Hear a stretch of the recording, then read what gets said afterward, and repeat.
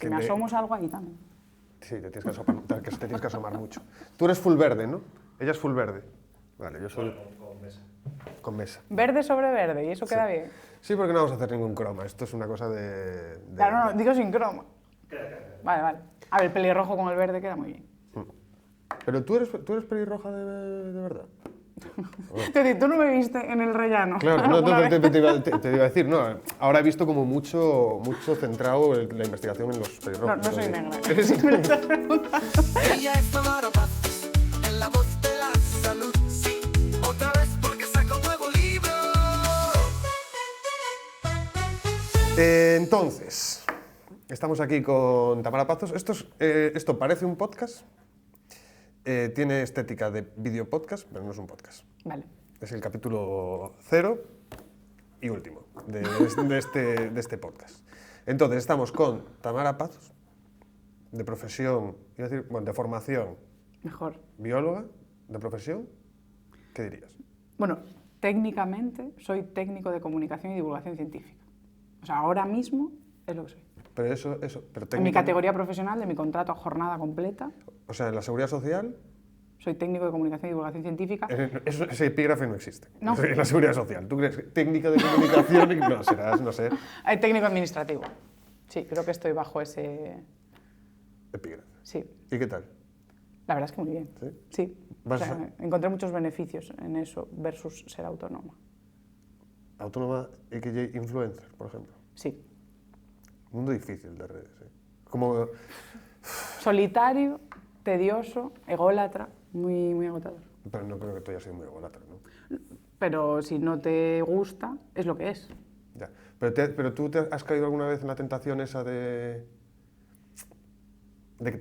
que tú notabas que te estaban gustando demasiado que te diesen like. Ah, sí, eso muchísimo. De hecho, cuando subo vídeo, que tiendo a subirlos a última hora, que en teoría te funcionan mejor, tardo más en dormirme y en soltar el móvil, porque estás pendiente del feedback, si funciona, los comentarios, todo eso. Eso engancha muchísimo, es un horror. ¿Cuál fue tu peor momento en redes? Digo, ¿qué dices tú? Esquivando la cancelación, o sea, rozando la cancelación, no sé si lo has tenido. O, en algún, Uf, o pues mira, alguien que justo- te la haya hecho pasar mal, que esto pasa.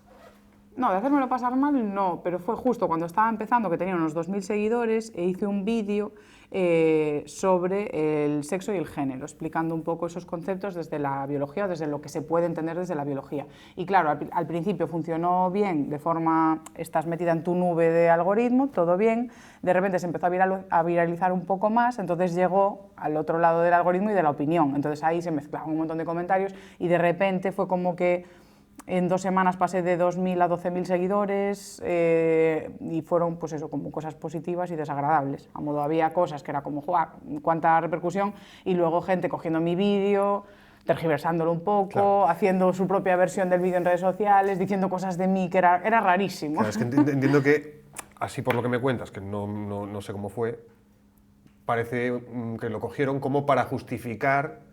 ¿No ves lo que dice? Esto es biología, ¿no? Con respecto al debate del género, por Sí, ejemplo. sobre todo la mayoría de los comentarios que tuve de más impacto o más negativos venían del feminismo más radical, de personas trans excluyentes, Ya, que no querían ese discurso que yo estaba promoviendo. claro, lo que pasa es que pasaste de 2.000 a 12.000, entonces ya... Dije, "Ah, me da igual". ya estaría. No, a ver, sin más. Pero no volví a tener un vídeo así de polémico. Ahora, con lo del sedentarismo, me están dando también tela. ¿Que sí? Sí, no gusta. ¿No gusta que nos digan que somos sedentarios? Efectivamente. Ya. Porque hice un vídeo que explica la diferencia entre sedentarismo e inactividad física. Ya.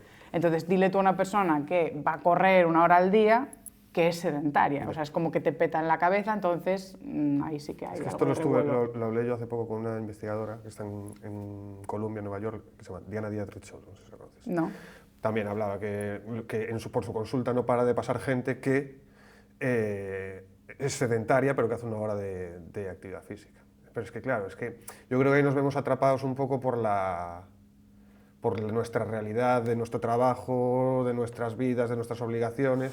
Es que yo lo estaba viendo ayer y decía yo, esto es muy loco, ¿sabes? En plan, había un anuncio de una... Lo voy a decir, pero voy a poner un pi. Era un anuncio de... ¿Vale? Pi. Y ponía abajo, camina 30 minutos al día. que es en plan, ¿pero en qué punto estamos? ¿No? O sea, 30, o sea, el día tiene 20... Bueno, eso no lo ponen por gusto, lo ponen porque No, no, seguro que evidentemente, ya evidentemente, pero joder, que, alguien les manda. pero que la recomendación sea caminar 30 minutos al día, Ya. que es en plan, ¿cuánto nos movemos? Hostia, 30 Nada y minutos. menos. Es que 30 minutos es muy poco, tío. Sí, o sea, a mí lo que me da rabia es que también lo que tendemos de entrada es a culpabilizarnos nosotros. Y a mí, y en redes se hace mucho eso, de levántate y camina, no sé qué, si quieres puedes, si quisieras dejar de fumar dejarías. Es decir, todo ese discurso de señalar al individuo y atomizarnos como sociedad es lo que se lleva en redes.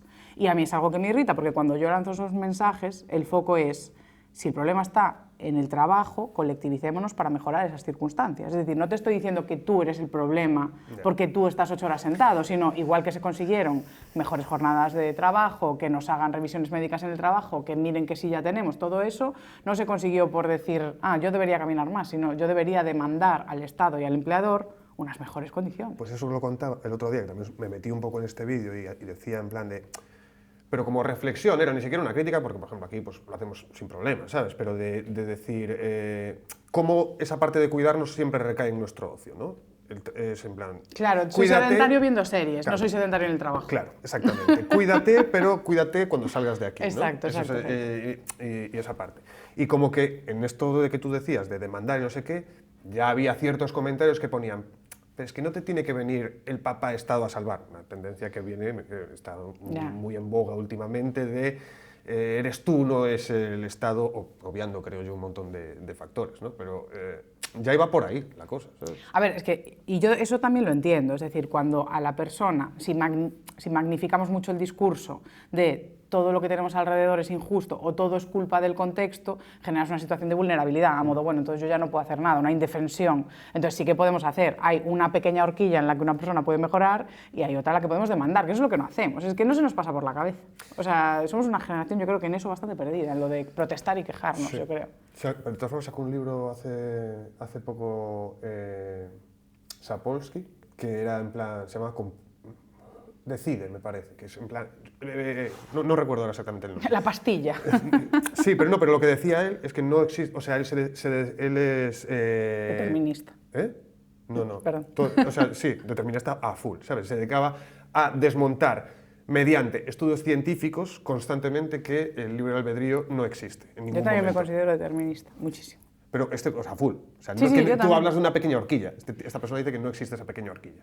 A ver, es que ¿hasta qué medida existe? Es decir, porque nosotros podemos hacer aquí este vídeo y que una persona reflexione, piense, pero de ahí a la acción, al aprendizaje, al cambio, hay un mundo y va a depender también de unas circunstancias ya dadas. Es decir, como que cada cosa es un ingrediente en un mar ya escrito que es el contexto. Sí, es un poco desasosegante en plan, pensar eso. El libre albedrío existe a nivel cuántico. Nunca no me he metido todavía. O sea, en ese esto de mundo. que un átomo puede estar en dos partes a la vez, eso es lo único que nos llevaría a la existencia del libre albedrío. Pero no te es muy reflexionado ya esto, ¿no? Sí, es que había hecho contenido sobre el libre albedrío. Es que me interesa mucho ese tema, la verdad. Pues tienes que leerte el libro, joder, se mola mucho. Pues me lo anoto, no sé, no tengo el móvil. Es que estaba pensando, ¿no? Te iba a preguntar por qué estudiaste biología. Yo creo que podría ser, hubiese podido ser biólogo, creo. Yo también lo creo. No, pero, Si yo puedo. pero hasta que, lo que pasa es que en tercero de la ESO me metieron el reino fungi, a estudiar el reino fungi, Sí. y ahí decidí que eso ya no. Es Te viste como- venir un The Last of Us y dijiste estas no, cosas no pero traen dije, a mí nada me bueno. gusta mucho, que si los grandes felinos, las ballenas, o sea, pero ya cuando me metieron en otros reinos ya dije, no me gusta. Era bastante frágil entonces. Sí, ¿no? sí, sí, era una vocación frágil, era una vocación frágil. O sea, si los hongos se lo cargaron, Claro. era una cosa bastante... Sí, sí, sí. Pero, ¿tú por qué estudiaste biología? ¿Va a ser una cosa épica o va a ser en plan? Porque no sabía qué hacer. No, o sea, la verdad es que lo tenía claro como desde tercero de la ESO, ¿eh? O sea, sí que es cierto que era la asignatura que más me gustaba, para la que menos tenía que estudiar y lo que más interés, como que lo veía súper variado, a modo yo que tengo curiosidad así por muchas cosas. Primero, siempre quise hacer psicología hasta que empecé a tener asignaturas de ciencias.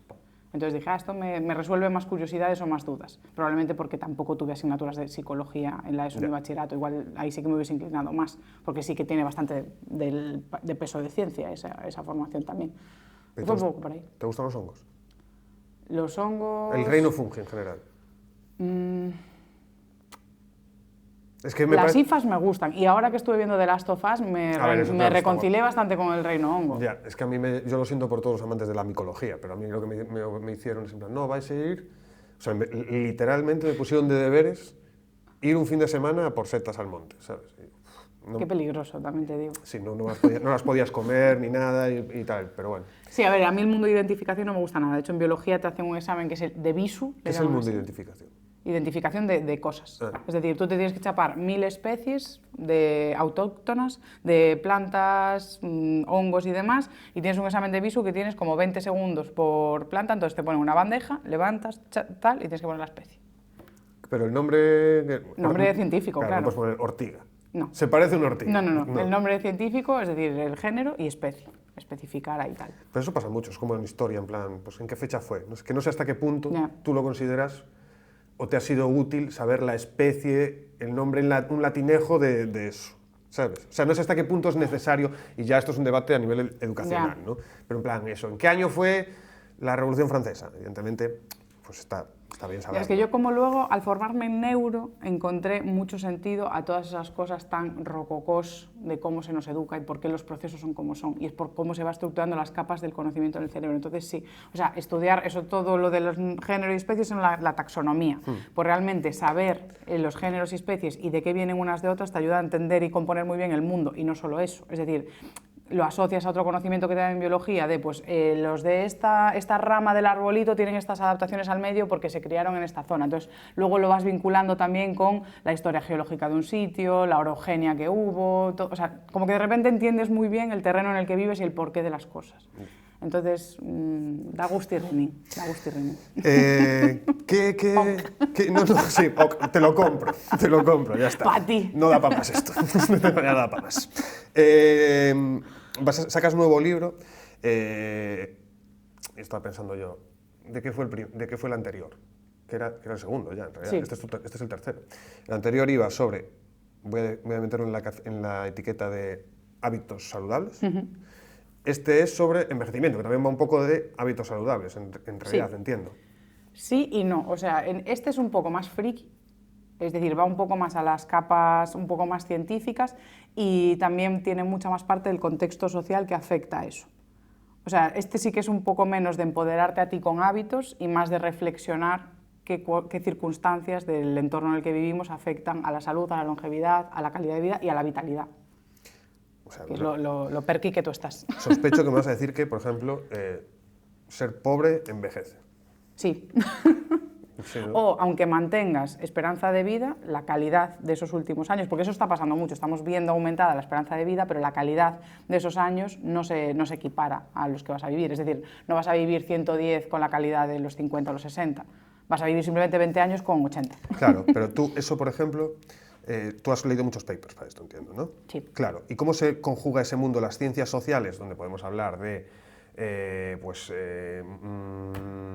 nivel de rentas, este tipo de cosas, con el mundo de la ciencia más pura, a lo mejor, ¿no? De mirar pues, tejidos, ¿sabes? Claro, o sea, yo sí que empiezo por la parte más de mi terreno, que es leer estudios sobre biología, neurociencia y entender cómo funciona todo a nivel celular, y después una práctica que hago, que la veo necesaria para divulgar las cosas de cara afuera, es ver el contexto, porque si no puedes magnificar o sobredimensionar el impacto de lo que estás hablando. Entonces yo si hablo desde la biología te puedo decir, pues el ADN, hay esta molécula que causa tales mutaciones, pero si no veo que hay condicionantes en el entorno, te estoy contando una cosa súper sesgada. El otro día me decía una Beatriz, se llama, del Centro Nacional de Epidemiología, una frase que es buenísima, que pensamos que trabajar con genes, que trabajar con el ADN, que es muy complicado, ¿no?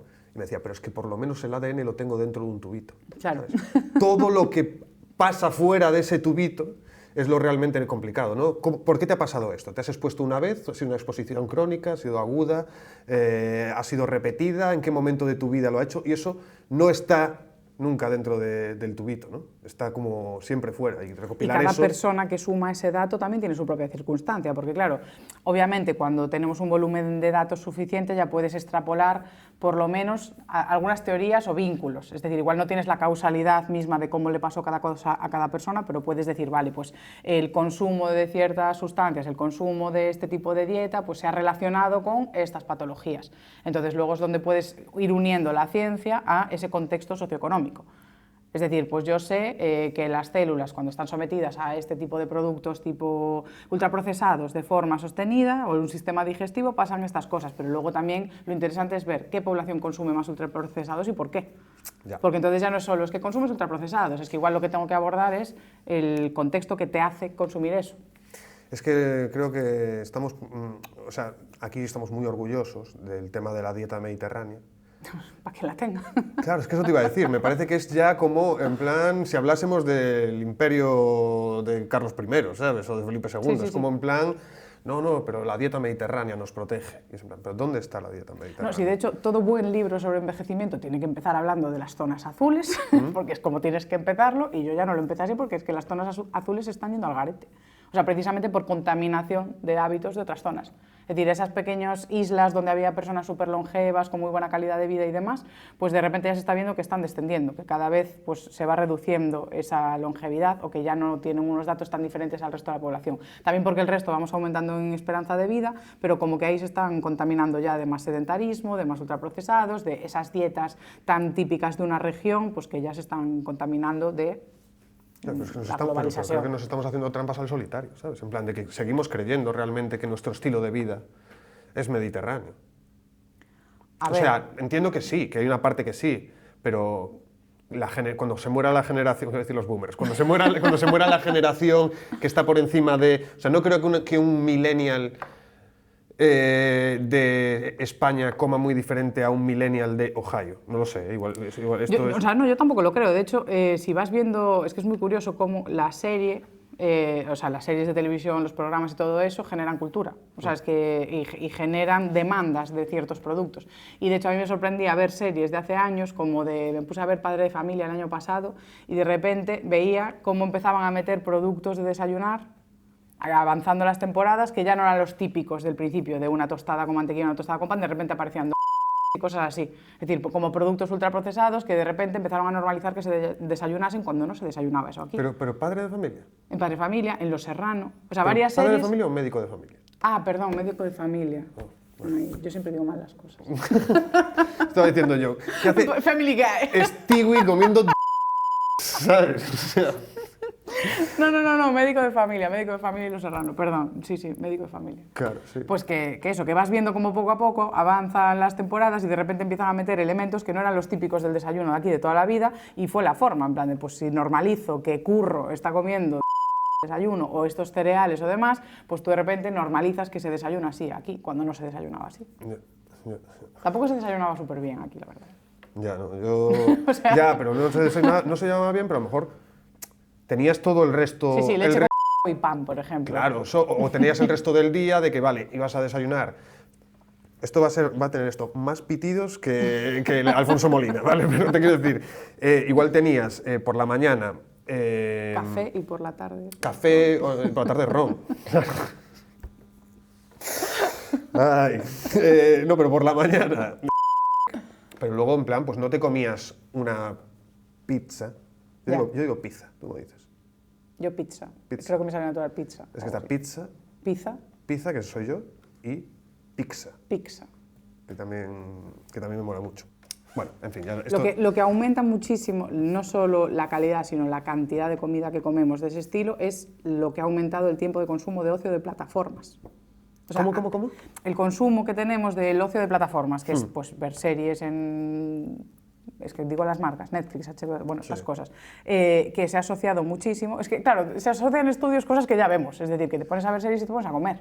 Y te pones y compras incluso pues, patatillas y refrescos y cosas que asocias a ver series. Entonces, como cada vez vemos más tiempo de series y pelis, estamos más tiempo sedentarios y más oportunidad y aumento de ese tipo de consumo Claro, de es que productos. antes también existía la tele, ¿sabes? Lo que pasa que era como más ruido de fondo, yo creo, ¿sabes? Sí, yo creo que había la costumbre de verla. O sea, Cocinar, había o teles en las comiendo, cocinas, ¿sabes? Que Había dices tú, teles. "Jo, qué malo era ver la tele comiendo", pero es que igual era el rato que veías la tele. Entonces, comer, ya voy a comer, veo la tele y ya está. Pero es que ahora es como puedes comer viendo la tele, luego te quedas viendo series media tarde porque tienes justo a demanda lo que quieres ver, cuando lo quieres ver, entonces ves más tiempo de esas series, entonces son más horas de día que estamos con las Es pantallas. que yo ahora ya estoy en plan, yo ceno en el sofá ya. O sea, me pongo, Sí, yo también. tengo una bandejita, rollo Jeffrey Dahmer, cuando se iba con su madre a cenar, y estoy allí viendo la Sí, sí. serie. Yo con- recuerdo cuando eso me parecía una locura, en plan, dejo los americanos y a mí que no me dejan ni tomarme el helado en el salón por Ya si ves. cae algo al sofá. Y yo ahora también hago eso, O sea, es un terror. ceno en el sofá, es Sí. una cosa loca. En fin. ¿Ves? Estamos compartiendo nuestros malos hábitos, Sí, sí. sin porque- ser referentes de nada. No, porque... Ni ejemplo para nadie. A ver, pero es que es muy duro tener que aparentar ser perfecto en redes, Sí, ¿sabes? sí, sí, sí. O sea, que creo que hay gente que sí que cae en eso. Sí, sí, sí, sin duda. Y hasta aquí podemos leer. No ¿Tú qué vamos crees? a decir los quiénes ni los cómo. Te iba a preguntar, en esto que has hecho de envejecimiento, ¿qué dirías que es lo que más envejece? Pregunta súper científica, ¿qué es lo que más envejece? Es que no lo quiero decir. ¿No? Porque es malo? No, es que claro. ¿Por es no que, hacerte spoiler? a ver, lo que más envejece, es que no es por no hacerme spoiler, es porque todos los temas de envejecimiento, cuando los sacas de un contexto muy pausado, como es el que tienes en un libro o en una explicación bien larga, solo salen cosas luego bastante sensacionalistas. Ya. Pero sí que es cierto que lo que más nos envejece es cuando se replican las células. O sea, el hecho de estar vivos, que pasa el tiempo, se replican las células y entonces cada vez que se replican las células puede haber errores en esa replicación. Entonces, cada vez que hay un error que se conserva, se pasa al resto de tus células. Entonces, cuanto más tiempo estás vivo, más errores se acumulan y más envejeces. ¿Por qué? Porque las células ya no funcionan igual de bien. Pues, cuantas más células tienes, más se puede acelerar ese proceso de errores. Entonces, hay cosas que te pueden hacer tener más células, entrenar muchísimo y tener mucha masa muscular y todo esto, o tener mucho tejido graso también. Luego estaba Pero esto- claro, el tema es, ¿queremos que se asocie directamente la obesidad a envejecer antes? No necesariamente. Ya. Pero sí que es cierto que es uno de los factores que envejece un cuerpo, que se repliquen las células. que estamos hablando de una condición evidentemente mala para la salud, pero te hablo de... O sea, ¿tú lo de la paradoja de Peto, eso lo escuchaste hablar alguna vez? No sé. El rollo se llama paradoja de Peto, ¿no? Y es en plan que, curiosamente, en relación con el cáncer, cuantos más células tiene un organismo, menos posibilidades hay de que tenga cáncer, ¿sabes? Porque, por ejemplo, los ratones son muy pequeños, tienen menos células que evidentemente un elefante y sin embargo desarrollan mucho más cáncer. Que entiendo que no se puede aplicar, a, por ejemplo, a una persona que tiene sobrepeso o lo que sea, porque es una condición que no es la basal, digamos, del ser humano. Pero hay un rollo que eso está guapísimo, que es como en plan... ¿cómo es posible que teniendo, y que el cáncer se deba a una mala replicación celular, cómo es que tenga el animal, cuanto más pequeño sea el animal, cuanto menos células tenga, Tiene menos mecanismos probablemente de reparar. claro, esos claro, hábitos, claro, claro. Pero, Pero sí, la paradoja está el muy bien. clickbait Sí, de sí, la sí, paradoja sí, de sí. Peto está tremendo, Sí, sí, ¿sabes? sí. De hecho, también es curioso porque hay una teoría de que los animales más longevos, o sea, como que el tamaño se asocia a longevidad, es decir, los más grandes viven menos, pero dentro de una misma especie. Es decir, una persona muy grande vive menos que una persona muy pequeña, sin embargo vives más que un ratón, que es muy pequeño. Entonces es como dentro de una misma especie y dentro de un mismo código genético, las especies, o sea, los individuos más grandes tienden a vivir menos, son menos longevos. Esto ya estaría, ¿vale? Pero quiero hacer una pregunta, porque el otro día salimos a una encuesta. Bueno, ¿quieres contar algo más del libro que no te haya preguntado? Algo que te digas en plan, esto merece saberlo la humanidad. Pues que solo el 20% de lo que envejecemos está dictado por nuestro ADN y el 80% es el contexto y lo que le pasa a ese ADN. Ahí queda, ¿eh? Sí, porque aquí hay mucha gente en plan de no, es que esa tiene muy buena genética, ese tiene muy buena genética. Yo... Lo de la buena genética se dice mucho y solo es un 20%. Bueno, la epigenética también forma parte del otro 80%, que consta. Vale. No, es que... Tú me hago, ok. No, es que estaba pensando que claro, que ni siquiera, es que incluso hablando de genética, ni siquiera las personas que tienen estas mutaciones de altísimo riesgo, ni siquiera tienen el 100% o sea, no tienen la certeza de que, pues, por ejemplo, Angelina Jolie, cuando se operó y se quitó los pechos y tal, ni siquiera tenía la certeza de que fuese a desarrollar claro, el cáncer, efectivamente. cáncer, Sí. Entonces es como, vale, sí, evidentemente están los genes, el libro de instrucciones, lo que tú quieras, ¿sabes? Pero luego De ahí lo complejo que sea saber todo lo que está Y fuera. en ese 80% también está lo socioeconómico. No, claro. Muy importante. Con Eh, eso ya. Perfecto. 20, genética, 80, portarse bien. Entonces, no just portarse bien.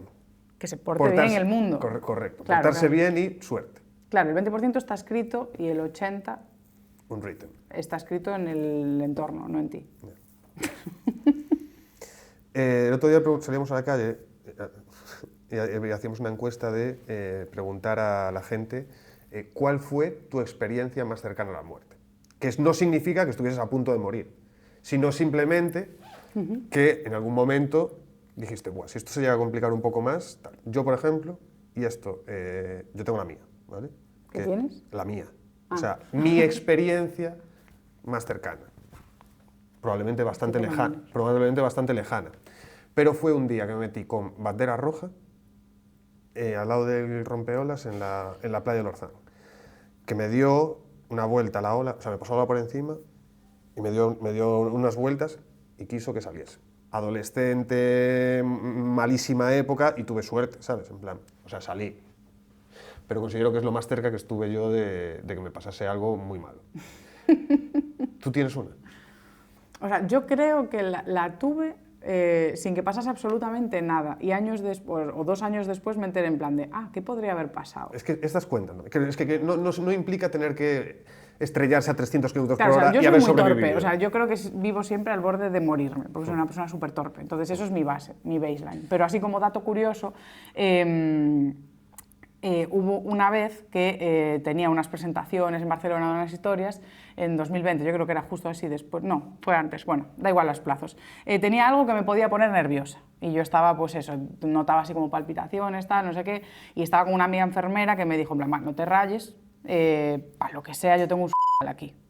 Entonces te lo tomas y ya está". Y en plan, bueno, pues está eso ahí, si en algún momento necesito eso, tal. ¿Es un nombre comercial, quizás? Sí, no sé cuál es el principio activo, la verdad. Lo buscamos. Tengo aquí, para decir... tengo aquí la app del... Que no quiero interrumpirte el No, relato, no. O sea, no lo pierdas esto. No se pierde, la energía se conserva, pero por si lo que... porque así lo digo, un que es no sé qué. Vamos y a así decir, damos la información completa.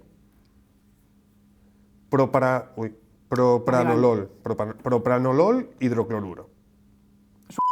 Vale, bien. Pero esto que, Eso lo dices tú, propanolol, hidrocloruro. esto que viene siendo un tranquilizante de algún tipo, ¿no? Sí. Entonces, pasó la jornada y me resistí a tomar eso y dije yo, bueno, pues los nervios los enfrento y ya está.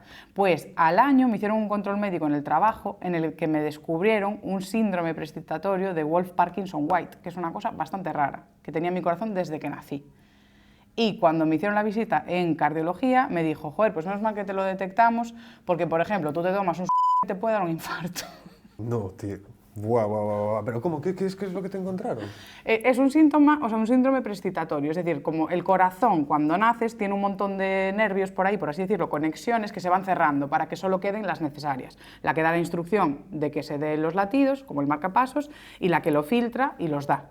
Entonces, a mí, a las personas que tienen esos síndromes, les queda como un cablecito conectado por otra ruta, que podría hacer que nada pare una instrucción de dar muchísimos latidos. A modo, hay un centro que te dice, hay un nodo que dice, da 120 latidos, y el otro dice, oh no, yo creo que con 80 vamos bien. Pues cuando tienes esa vía sin cerrar, hay vías sin sellar, se saltan ese nodo de calma y te puede dar taquicardias y todo esto. De hecho, me hicieron una ablación. Yo ya tuve unas cosas de señor mayor. O sea, te operaron de Sí, me hicieron un cateterismo de cosa de señor mayor. Entonces me metieron un cable por aquí, sí, Buah. hasta el corazón. ¿Y duele eso? Buah, o sea, no sé, es una sensación rarísima y horrible. O sea, sientes como una presión en el pecho descomunal.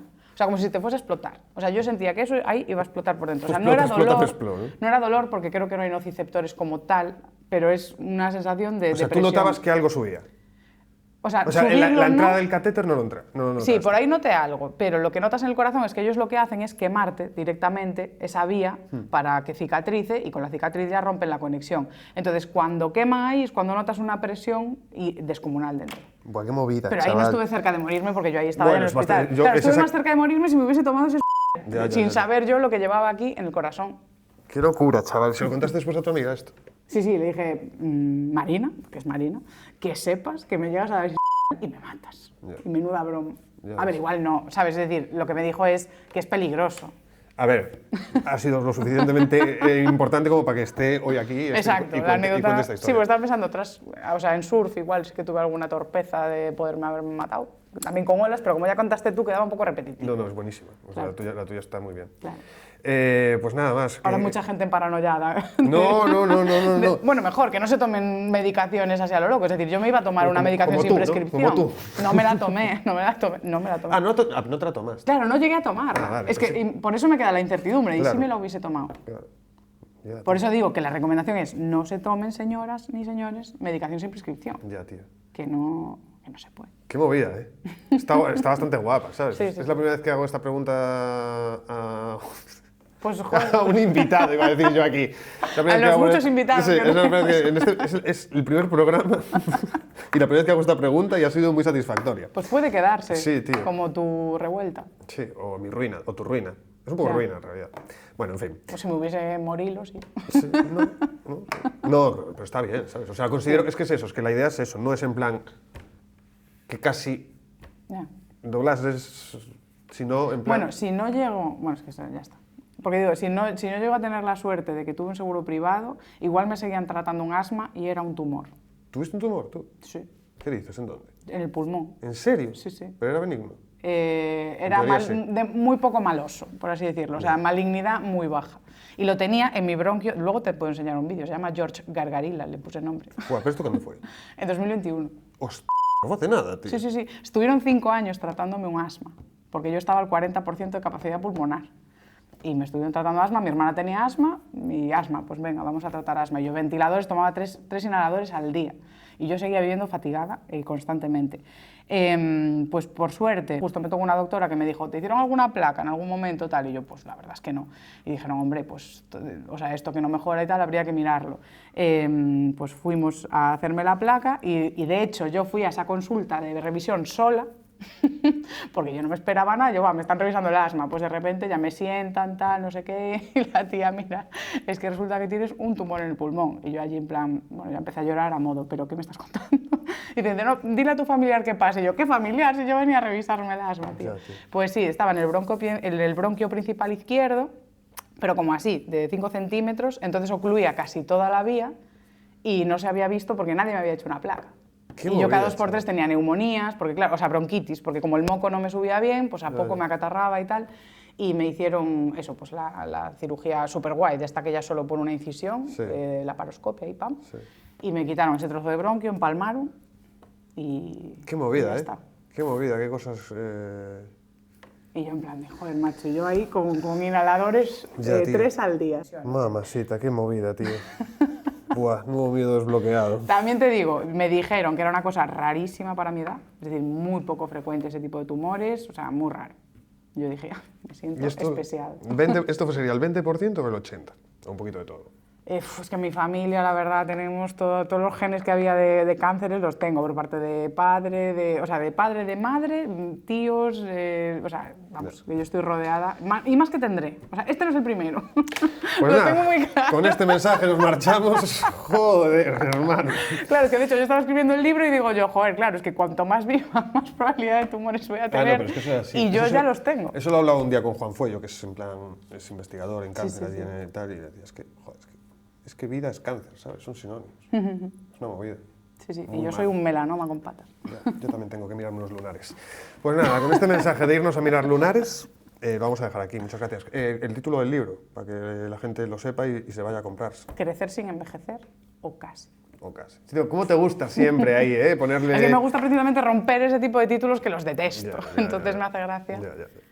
aprovecharme de las ventas de ese título, pero quedarme tranquila con el disclaimer. Ya. Claro. No, está bien, está bien. Exacto. En plan, Mi táctica estar- es sucia, pero graciosa. No, y está bien. En plan, es muy importante estar a gusto con... ¿Sabes? Con lo que uno hace, tío. Ya, iba a ser otro título, ¿eh? ¿Se puede decir? Sí. ¿Cuál? ¿Creces o envejeces? Está bastante bien. Sí, lo que pasa es que salió justo, iba a salir otro, como 2 meses antes, que era un título muy parecido, que era en formato pregunta. ¿Quién lo hizo? Es un libro internacional, una traducción era. En mi propia casa, claro, era la propia casa, entonces como, a ver, no podemos sacar dos títulos tan parecidos. Y yo pensando, No nos cae el bien. mío era mejor. No nos cae bien esa persona, claro. ¿De dónde era esa muchacha? ¿O muchacho? No me acuerdo, no, es una escritora, pero no sé, o sea, te lo miro luego y te digo el libro. No, ya seguro que allí no había gallina blanca o avecren. O... Claro, yo dije, es que esto a nivel nacional tiene un impacto Claro. altísimo. ¿Creces o envejeces? Pues Le nada puse más. el subtítulo a un capítulo. Bien, te quedaste- esto no iba a quedarse así. Pues nada, Tamara, muchas gracias por, A ti. como siempre. Y nada, hasta nunca, porque este podcast ya se acabó. Adiós.